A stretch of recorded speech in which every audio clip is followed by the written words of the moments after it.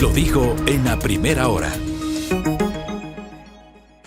Cuando uno tiene la posibilidad de, a través de su palabra, a través de su voz, a través de sus posts en redes sociales, de escribir, de decir algo, tiene que ser capaz de sustentar. Cuando alguien dice algo, lo responsable es sustentarlo. Si no lo sustentas, a la vuelta de la esquina corres el peligro de que te caigan por eso. Y si te caen por eso porque no lo sustentaste, lo correcto es probablemente aclarar o ofrecer una disculpa si te equivocaste. Digo, a veces la lengua es frágil y se terminan cometiendo errores. Y es lo que ha pasado en estas horas, a partir de una declaración que nosotros ayer la comentamos en este espacio, de la exdirectora del Consejo de la Judicatura en la provincia del Guayas, que antes de pasar a escuchar y un poquito matizar lo que estoy diciendo, porque ella dijo lo que dijo y luego se desdijo sin reconocer lo que dijo 24 horas antes. Pero tampoco nos desviemos, porque ese es un cuestionamiento al hecho de que estuvo ahí y no investigó o no hizo nada reconocido por ella. Pero no nos desviemos. Ese es un tema adicional. Lo de fondo es el caso de corrupción. No nos desviemos por si acaso. Yo creo que de modo alguno ya vamos a revisar algunos detalles porque ya se habla hasta de las tarifas que han sabido tener en la Corte de Justicia del Guayas. Pero retomemos el tema de la señora Coronel. Recapitulemos lo que le dijo a Radio FM Mundo durante la jornada de este martes al final de la tarde. Ella dijo que era un secreto a voces, que todo el mundo lo sabía, que ella lo conocía y que le alertó a Jaime Nebot. Escuchemos. Con lo que ahora sabemos que ya era un secreto a voces, la presencia de Pablo Muentes en las cortes, de esta influencia desde la política en la justicia. Es imposible. A mí, la verdad es que me da risa. Hoy veo cómo todo, hasta el mediodía que vi noticias, nadie sabe nada. Oh, no, yo no sabía. Oh, el señor Muentes, oh, ¿qué ha hecho? Ah, no sé, allá él. Pero todos sabían. A mí me consta que muchos sabían lo que él estaba haciendo porque yo se los decía. Entonces yo me río ahora de ver, uy, no sé, aquí lo puse y no lo encuentro, no sé. La verdad es que da risa. ¿Por qué no tienen el coraje de decir nos equivocamos, pensamos que era malo, pero poquito, y no ha sido tanto? No sé, prefiero esa frontalidad. Pero esta vaina de que no saben y que nadie sabe, yo no estoy de acuerdo con eso. ¿Y en algún momento se advirtió a los líderes del Partido Social Cristiano sobre esta presencia incómoda en las Cortes? Por supuesto que sí. ¿A quién? A Jaime Nebot. Está clarito. No ha sido editado, no es que le montaron la voz, no es que hay una descontextualización o malinterpretación. Es lo que dijo la señora Coronel. ¿Por qué vuelvo a recapitular este video que ya ayer lo analizamos con ustedes? Porque ayer en la mañana, el portal Primicias, después de las 10 de la mañana, publica una entrevista que le hace el colega y amigo Juan Manuel Yepes a la propia doctora Coronel. Casi algo así como 15 horas después se publica esta entrevista en Primicias, después de esta declaración en una radio de Quito, la radio colega FM Mundo, esta entrevista con Fausto Yepes, donde dijo lo que ustedes acaban de escuchar. ¿Pero qué le dijo a Primicias? Juan Manuel Yepes le pregunta, ¿es cierto que usted había alertado al líder socialcristiano Jaime Nebot de que el ex legislador del Partido Socialcristiano Pablo Muentes manejaba a su antojo la Corte de Justicia? Y ella le responde, eso no es cierto. El periodista le pregunta si es cierto que usted había alertado a Jaime Nebot y ella responde, eso no es cierto porque nunca he tenido y creo que ninguna otra persona a excepción de la Fiscalía elementos objetivos contundentes para desmantelar todo lo que ha hecho este personaje. Pero póngame el otro extracto, otra vez. ¿Qué le dijo pocas horas antes a una radio? ¿En algún momento se advirtió a los líderes del Partido Social Cristiano sobre esta presencia incómoda en las Cortes? Por supuesto que sí. ¿A quién? A Jaime Nebot. Dijo que le advirtió a Jaime Nebot, a FM Mundo. A Primicias le dice que no es cierto, que nunca ha tenido elementos contundentes para desmantelar todo lo que ha hecho este personaje, refiriéndose a Pablo Muentes. Es una contradicción. Ella se desdice de lo que dijo 15 horas antes, en una entrevista con otro medio. Entonces ya no dice que le alertó. Entonces, no dudo que una vez más, cuando uno dice que era Voz Populi, lo que se comentaba se pueda malinterpretar. Pues la señora dice que todo el mundo sabía, que ella misma sabía. Y no se trata de que ella denuncie, se trata de que ella actúe. Y ella pudo haber actuado porque hasta enero del año pasado fue directora del Consejo de la Judicatura en Guayas. Ese es el cuestionamiento sobre esa declaración respecto de la cual se desdijo. Entonces, más adelante, dice que no le dijo a Nebot, sino que se lo hizo saber a través de terceros. Y eso justamente le pregunta a Juan Manuel. Dice ella, lo que yo sí les hice saber a personas cercanas a Jaime Nebot fue sobre esta campaña negativa que hacía Muentes contra mí, que eso no lo dice en ese extracto de la entrevista con FM Mundo. De personas que tenemos en común, porque lo más importante no era la campaña contra mí, ¿cuánta gente se inventa cosas para atacar a otra? Es decir, no era nuevo. Lo que importa y lo que debe importar a todos es que la justicia no puede estar arrodillada a políticos vinculados a cosas que no son sanas, y hoy vemos que son una estructura peligrosa del crimen organizado. Y le pregunta al colega, ¿y esas amistades en común le dieron su mensaje a Nebot o usted perdió la pista? Y ella responde, en realidad me dijeron, oye, yo le dije, pero al final del día, la opinión de una mujer, de una persona en particular, ¿importa más que los intereses generales? No, pues. El tema es que ella dijo una cosa, al día siguiente se desdijo. En menos de 24 horas, dijo otra cosa. Primero afirmó que le dijo a Jaime Nebot, Nebot lo desmintió, y luego ella en otra entrevista, efectivamente dice que nunca le dijo a Nebot. ¿Qué mismo? ¿Le dijo o no le dijo? Pero independientemente de que le haya dicho o no le haya dicho, que creo que termina siendo a esta hora, en este momento irrelevante, porque lo verdaderamente relevante es lo que ella debió haber hecho desde mi punto de vista, teniendo una posición de poder, siendo la cabeza del órgano disciplinario de la Administración de Justicia en la provincia del Guayas, y no hizo nada. Pero, insisto, ese es un elemento que le abona la polémica, pero no es el de fondo. Yo sí lo menciono porque me parece inverosímil que quien ostentó ese cargo no haya hecho nada, pese a que tenía las atribuciones legales y constitucionales para hacerlo. Y dijo y se desdijo. Pero vamos a lo de fondo. ¿Qué es lo de fondo? Lo de fondo es este manejo completamente deleznable de la Administración de Justicia en la provincia del Guayas, que ahora todo el mundo dice, todos sabíamos, el problema es que nadie denunció. Que era un secreto a voces, pero nadie denunció. Diario Expreso, el día de hoy, en una nota actualizada por la colega Sara Ortiz, da cuenta que Daniel Salcedo reveló las tarifas en la Corte del Guayas. Y en la nota dice, en la Corte Provincial del Guayas todo tenía su precio. Un valor se daba por manipular el sorteo de causas, otro por cambiar un juez. Una suma por no instalar la audiencia y otro el valor por un fallo favorable. ¿Ah? El caso purga disección del accionar delictivo al interior de la Corte.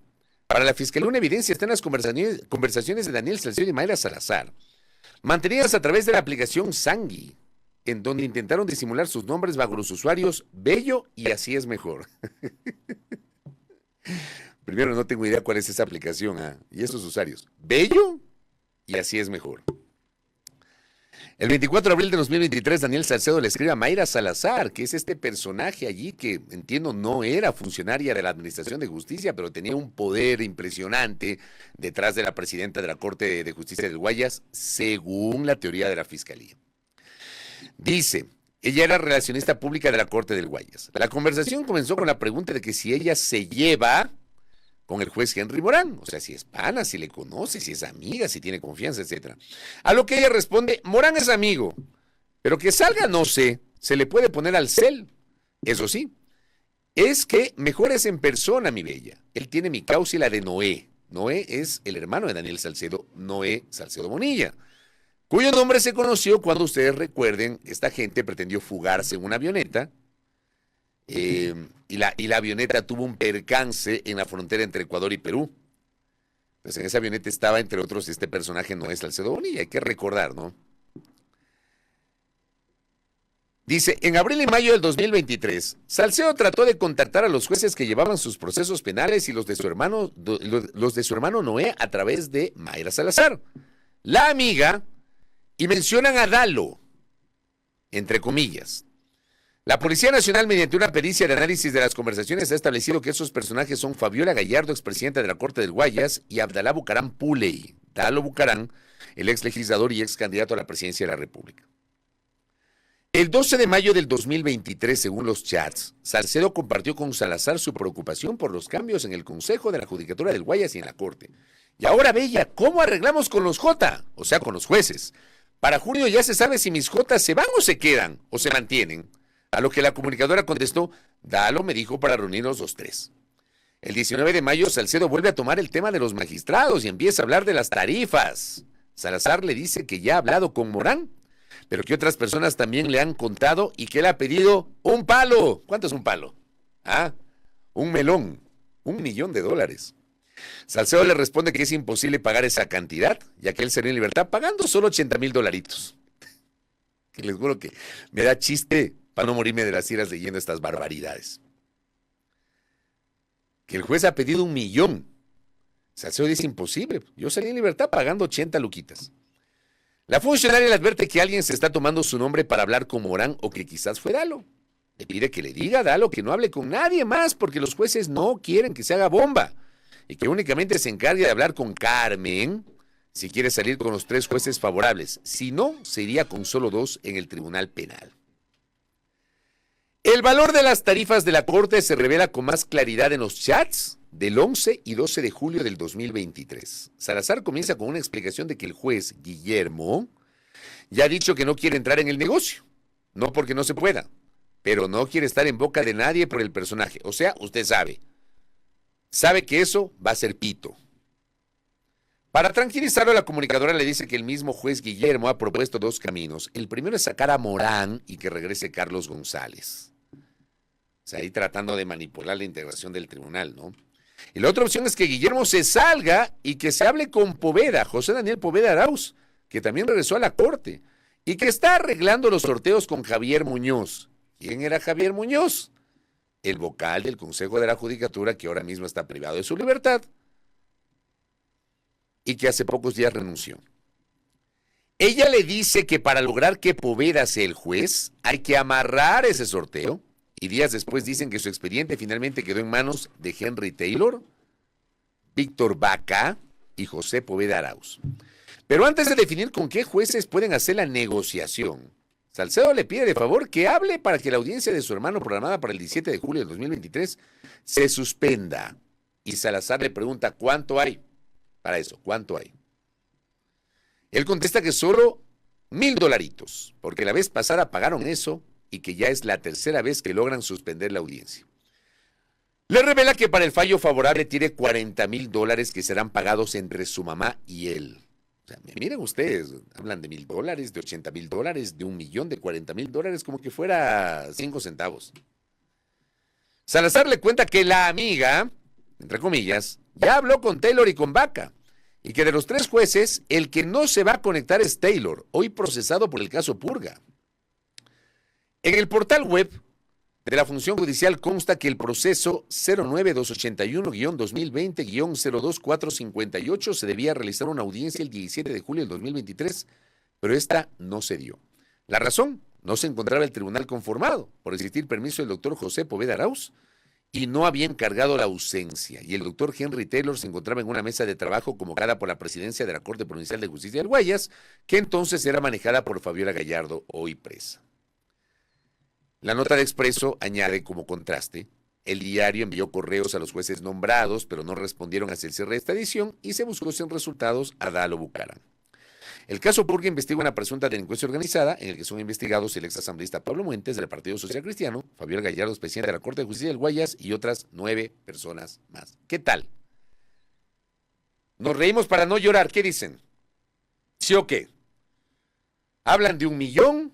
Hablan de $1,000, hablan de $80,000, hablan de $40,000, hablan de $1,000 para cambiar la fecha, para poder diferir la audiencia. Así, según estas revelaciones, se maneja la justicia en este país. Que todos sabían, dicen, pero nadie hizo nada. Es verdad lo que me dice contertulio. Felipe Rodríguez se lo dijo en algún momento a Luis Eduardo Vivanco. Y a Felipe Rodríguez lo lapidaron. Le sacaron el aire.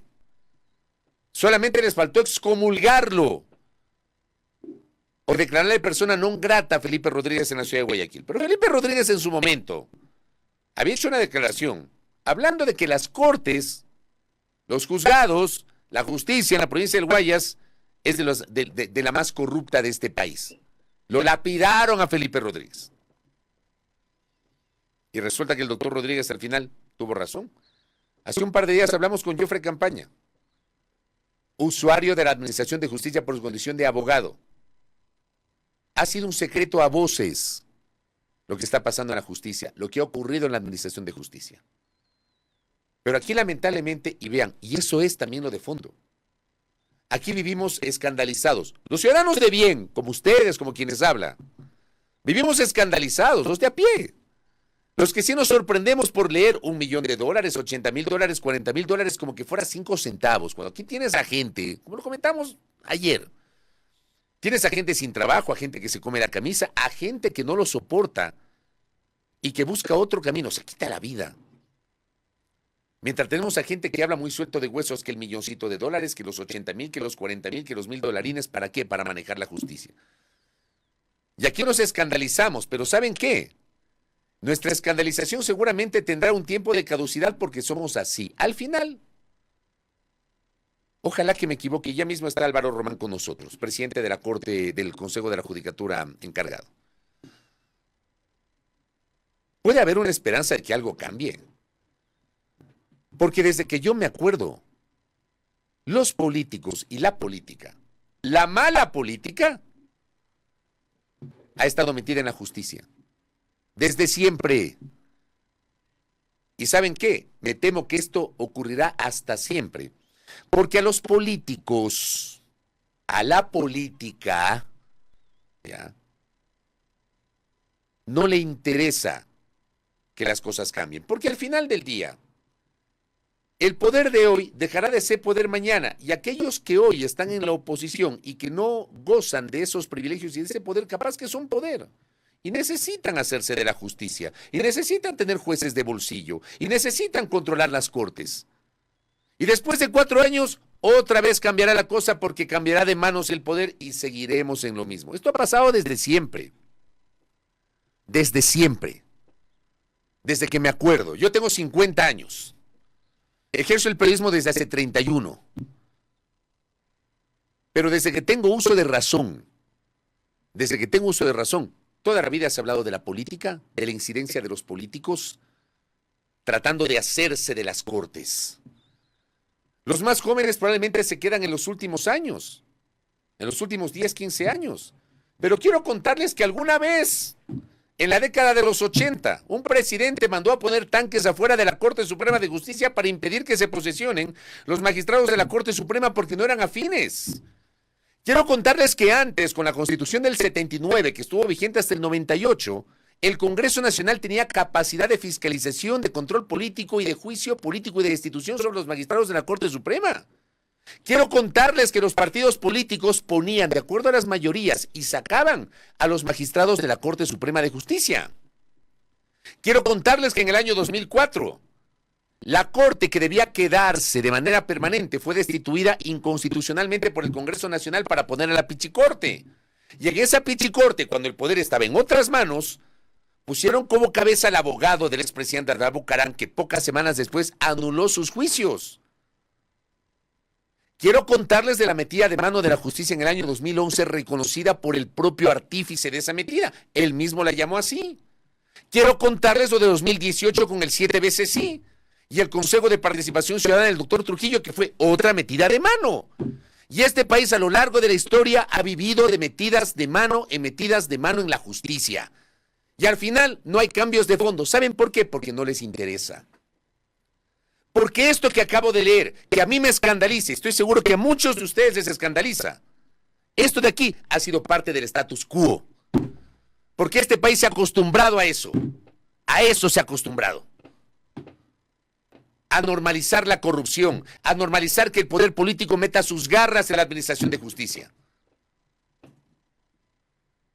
Yo no quiero dejar de perder la esperanza en que algún día esto cambie.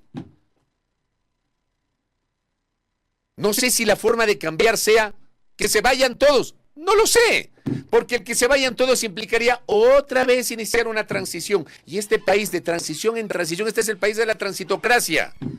Vamos de régimen de transición en régimen de transición. Ya. ¿Cómo hacemos para depurar la administración de justicia hoy? El Consejo de la Judicatura, y ya lo tenemos Álvaro Román en la antesala y vamos a conversar con él, tiene una gravísima responsabilidad. Ojo, los 4 que hoy están en el Consejo, los 4 son nuevos. Sí, son suplentes, pero de alguna manera representan una renovación en la Judicatura. Tanto Álvaro Román, Yolanda Yupanqui, Sonanda Goyes y Mer Benavides. De una u otra manera representan una renovación en la Judicatura. ¿Ah?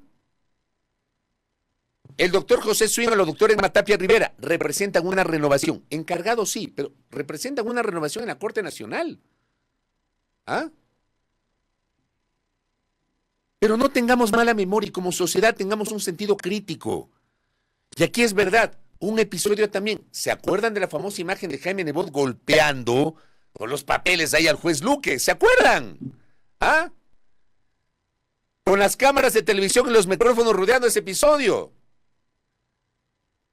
No tengamos memoria corta, querida audiencia. No la tengamos. Tengamos un sentido crítico, que es fundamental. Ya vamos a hablar justamente de este tema, de lo que está pasando en la Administración de Justicia. Vean, yo les insisto, con la sinceridad que me caracteriza, a mí sí, yo sí me quedo boquiabierto. Alguien me dice, no, qué ingenuo. No, no es ingenuidad.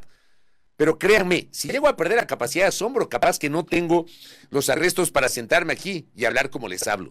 No pierdo la capacidad de asombro. Pero si leo de $1 millón, de $80,000, de $40,000, me quedo loco. Pero es así. Y lo hablan muy sueltos de huesos, ¿no? A ver, rapidito, cambio de tema, rapidito, me tomo 3 minutitos para cerrar el comentario, para seguir hablando de la Administración de Justicia.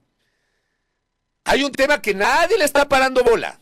Nadie en este país, nadie le está parando bola. ¿Qué es lo que está pasando con Flopec?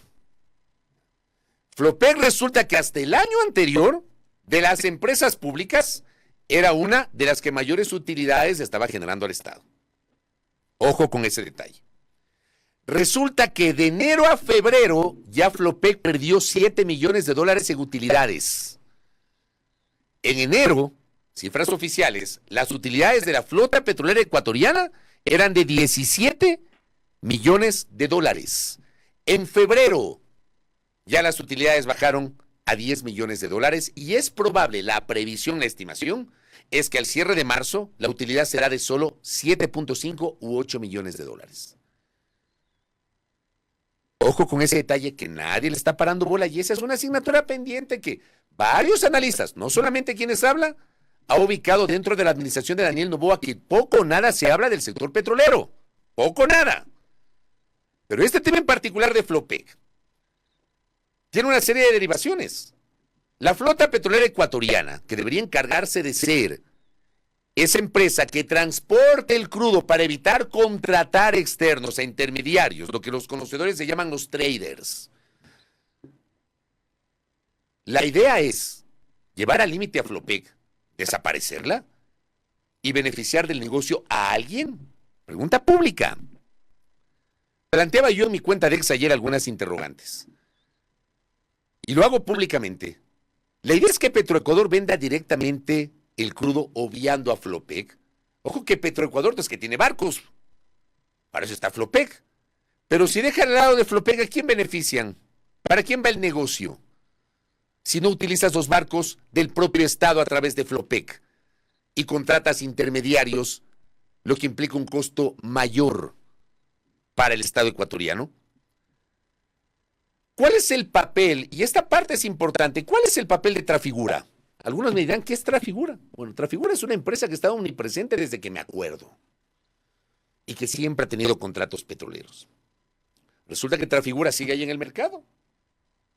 Ayer nomás me pasaban el dato de que recién ha ganado más procesos licitatorios del sector petrolero.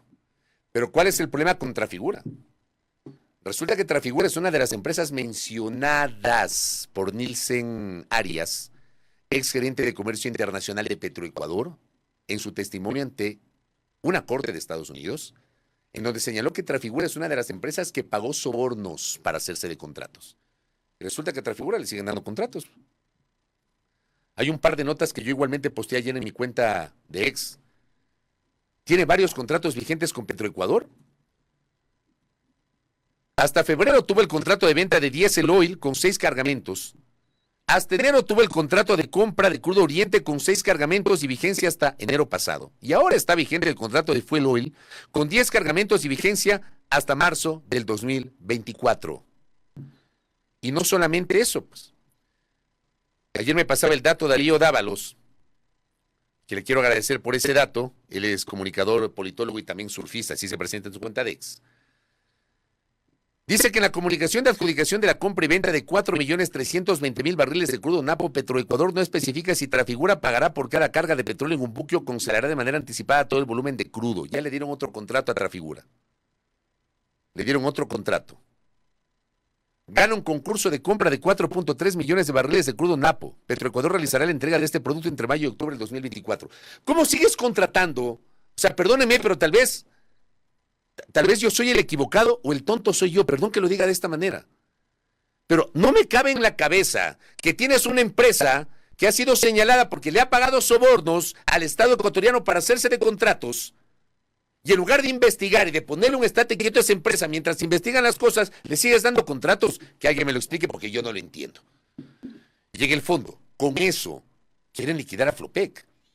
Sería interesante conocer cuál es la postura del gobierno en este sentido. Pero me parece inverosímil que si tienes una empresa que ha sido señalada por haber pagado sobornos, el Estado ecuatoriano siga contratando con esa empresa. Es una vergüenza. No tiene sentido ni presentación. Es increíble. Pero es lo que pasa en este país en donde, al menos en lo personal, no pierdo la capacidad de asombro. 7:06 de la mañana, ya vamos a conversar con el presidente encargado del Consejo de la Judicatura, el doctor Álvaro Román Márquez. Primera plana. Todas las noticias, todas las voces.